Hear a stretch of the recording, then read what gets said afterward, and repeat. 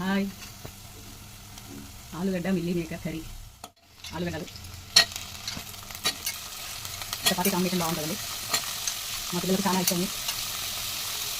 కాకపోతే ఇంట్లో ఒకటి ఆలుగడ్డ ఉందని అందులో మిల్లీ మేకర్ యాడ్ చేశాను.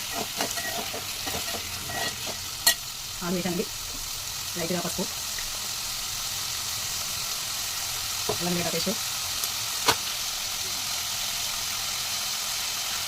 తగినంత సాల్ట్,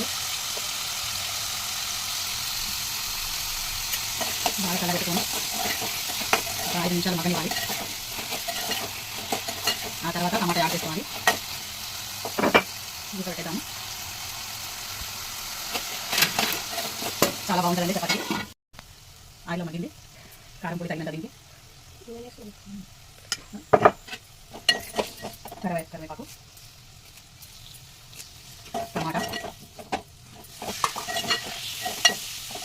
కొద్దిగా నూనెలో మగ్గాలి.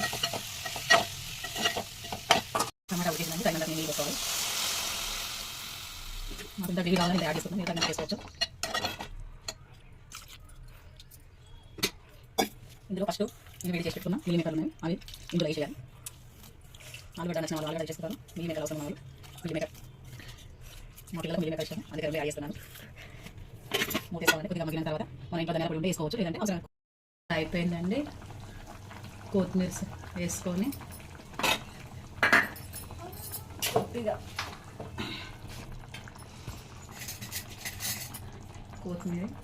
కొద్దిగా ధనియా పౌడర్ వేసేసుకొని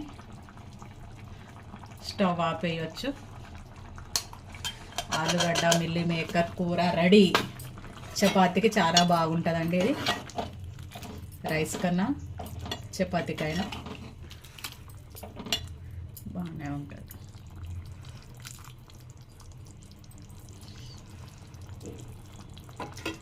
స్టవ్ ఆపేయచ్చు.